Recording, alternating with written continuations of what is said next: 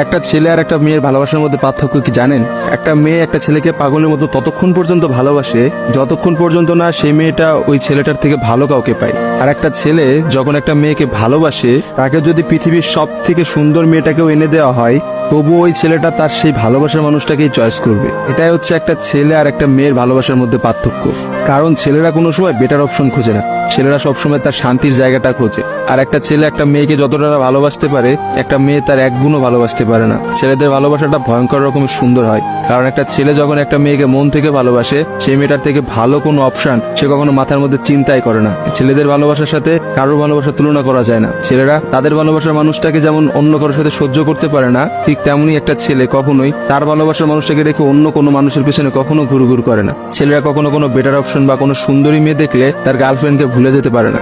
একটা ছেলের ভালোবাসা আপনি কখনোই একটা মেয়ের ভালোবাসার সাথে তুলনা করতে পারবেন না, কারণ মেয়েদের ভালোবাসাটা তো তুচ্ছ। তারা একটু ভালো অপশন পাইলে, তারা একটু ভালো কাউকে পাইলে, বাইরে যেখানে দেখবে যে টাকা পয়সা আছে এমন কোনো জায়গা পেলে মেয়েরা সেখানেই ছুটে। তারা তাদের ভালোবাসার সম্পর্কটাকে ভুলে যেতে কোনো সময়ই নেয় না। একটা মেয়ে যত সহজে একটা ভালোবাসার সম্পর্ক ভুলে যায়, একটা ছেলে কিন্তু অত সহজে তার ভালোবাসার সম্পর্কটাকে ভুলতে পারে না। আপনি একটা জিনিস খেয়াল করে দেখেন তো, রাস্তার মোড়ে মোড়ে কতগুলা পাগল ঘুরে বেড়ায়। সে পাগলগুলোর মধ্যে ছেলেরা বেশি না মেয়েরা বেশি? আসলে নারীর ছলনার কাছে হেরে গিয়ে কিন্তু ছেলেরা পাগল হয়ে যায়। আর তারাই কিন্তু সমাজে নানা রকম জায়গায় ঘুরে বেড়ায়। রাস্তাঘাটে দেখা যায়, বাজারে দেখা যায়, হাটে দেখা যায়, তাদের আসলে সব জায়গায় দেখা যায়। আর কয়টা মেয়েরে আপনি দেখছেন পাগল হইতে বলেন? ভালোবাসা বিচ্ছেদের পর একটা ছেলে নিজেকে কোনোভাবেই ঘুরিয়ে নিতে পারে না, অথচ একটা মেয়ে কিন্তু খুব সহজেই তার নিজেকে ঘুরিয়ে নিতে পারে। একটা মেয়ে কিন্তু নতুন একটা সংসারে যায়, নতুন মানুষকে পায় এবং সে সবকিছু ভুলে যেতে পারে। আসলে ভাই, নারীদের ছলনা বোঝার ক্ষমতা না ছেলেদের এখনো হয় নাই। একটা কথা আছে, ইতিহাস কিন্তু সাক্ষী যে নারীরা কিন্তু চরম ছলনাময়ী। আপনি কখনোই একটা নারীর ছলনা ধরতে পারবেন না।